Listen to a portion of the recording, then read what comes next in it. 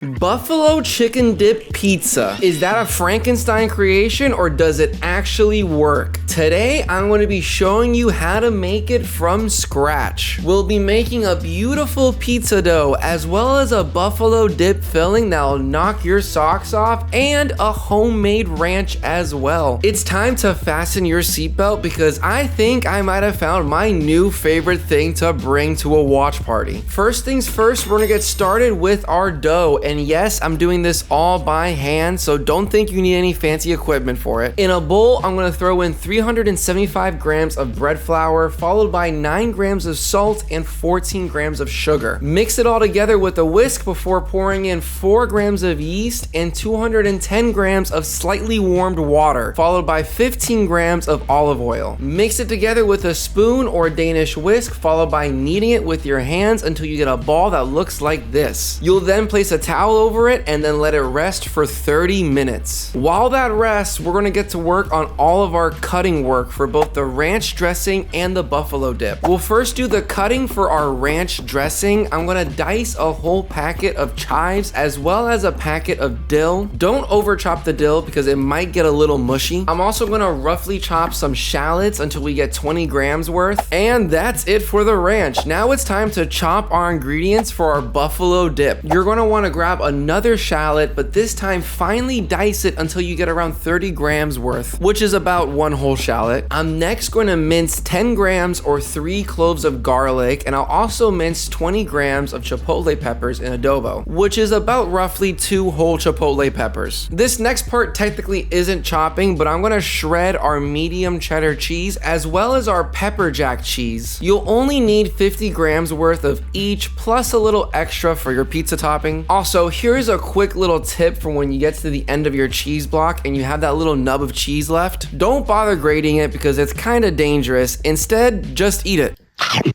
Alright, so now we're done with all of our cutting and prep work, and our dough has been resting for roughly 30 minutes. We're going to give it what's called a stretch and fold. With a wet hand, grab one side of our dough, pulling it up high and over across the other side. Do this until you've gone all the way around our dough, and then try your best to shape it back into a round ball, and then throw it back in the middle of your bowl, wrapping a paper towel over it and leaving it to rest for 1 hour this time. While our dough rests, it's now time to cook our chicken for our buffalo dip, and I want this chicken to be soft so that way it's easy to shred by hand. And in order to do that, we're going to be lightly boiling it. But as you can clearly see, boiling in this pan will not work. I wanted to cook it in here for the camera angle, but instead we're going to transfer it over to a high-sided pot and cook it in there. Also, I'm working with about 1.5 pounds of chicken, which is around 2 chicken breasts. But I'm going to sprinkle in a little bit of salt and then bring our water to a light boil. This will take around 20 to 25 minutes, and I will warn you, it's not going to look pretty. The water's going to get a little diluted and discolored, but breathe. I promise this will be better in the end versus cooking in the oven. You want this chicken to be nice and soft, so that way it's easy to mix all of our other ingredients with it. After 20 to 25 minutes, I'm going to check the internal temp of my chicken, and we've hit 160 degrees, which means our chicken is completely cooked. I'm going to pour the water out and then set it aside to rest. While our chicken cools, I'm gonna make our beautiful ranch dressing. In a high-sided container, drop in 1 egg yolk, followed by 20 grams of our shallots and 15 grams of lemon juice. I'm also gonna sprinkle in a pinch of salt and throw in 1 clove of garlic before dumping in 60 grams of sour cream and 60 grams of buttermilk. We're also gonna throw in 1 teaspoon of garlic powder and 2 teaspoons of onion powder, followed by 2 optional pinches of MSG, and this is completely optional because I'm assuming you don't have this. I'm gonna grab my immersion blender and then give everything a blending until it's broken down and well combined. I'll next pour in 1 full cup of vegetable oil slowly so that it may emulsify. Once it's fully emulsified, you now have a simple ranch. All I'm gonna do next is throw in half of our chives and half of our chopped dill as well, giving it a thorough mixing. I'll also give it a few cranks of black pepper and adjust the salt and acidity levels to taste, which just means add more salt if it needs more salt and add more lemon if it needs more acidity. And that's it. You have an amazing ranch, which I will say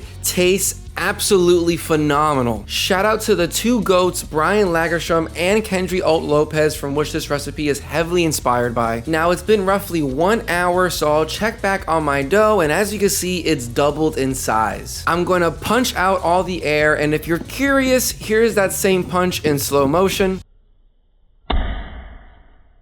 Now I'm gonna throw my dough onto my cutting board, and I'm gonna cut the dough in half so that we may get two 300-gram pieces, to which we're gonna form into a ball. And to do that, just tuck all the sides of the dough inwards and then roll it in your hands or on the cutting board. From there, I'll place my two dough balls on a sheet pan that's been lightly oiled, and then cover it with either a damp towel or another sheet pan and leave it to rest for 30 more minutes. I'm also going to move over to my oven and set the temp to 550 degrees Fahrenheit, and I'll also load in my pizza tray as well. Similar to a pizza steel, it's very important you preheat this tray so that way the underside of your pizza could get nice and toasted. If you don't have a pizza tray, you can also just use a sheet pan, but be careful because if it's cheap, it might warp in the oven. Now it's time to make our beautiful buffalo chicken dip. I'm gonna throw our cool chicken into a medium to large bowl, and with my hands, I'm gonna shred it into bite-sized pieces. So long as you gently boiled the chicken and didn't overcook it, you should have an easy time shredding it with your hands. Once all your chicken is shredded, I'm going to grab my hand mixer, which, let me be clear, you absolutely do not need this. You can 100% use a spoon or a spatula, but I have a hand mixer and I literally never use it, so I'm going to use it here. But in our bowl of shredded chicken, we're going to throw in 115 grams or half a packet of softened cream cheese, and then give it a thorough mixing until everything is well combined. Once combined, we're going to next throw in 50 grams of sour cream and give it another thorough mixing as well. From here, we're going to throw in all of our ingredients, which is the 30 grams of minced shallots and 10 grams of minced garlic, 50 grams of medium cheddar cheese, as well as 50 grams of pepperjack cheese, a pinch of salt, and your 20 grams worth of chopped chipotle peppers, as well as a few cranks of black pepper. Oh, and I cannot forget our main ingredient, 100 grams of Frank's Original hot sauce. Mix all of those ingredients thoroughly until everything is homogenized, and now you have a delicious buffalo dip. Now it's time to make our buffalo dip pizza. Your dough should have rested for an additional 30 more minutes. I'm going to grab one of our balls of dough, and with a lightly floured work surface, I'm going to first shape the crust of our dough by pressing down into the middle. I'm then next going to lightly press down on the entire dough, just flattening it down in general. From there, I'm going to pull one side of our crust outwards and then rotate the pizza, giving the same treatment along the whole edge of our pizza. Just take your time with it and keep pulling it gently. The dough should relax and start working with you. Be careful not to pull it too much to where you get a hole in the middle of your pizza. Once your dough begins to soften, you can also lift it up by the crust while constantly rotating it and letting gravity stretch and pull down your dough. I am by no means an expert at shaping pizza, but again, take your time with it and understand that your first attempt will probably not come out perfect, but it'll 100% come out delicious either way once you cook it. Now, this is the part where it's going to get a little weird, but I'm going to pull out my ripping hot pizza pan out of the oven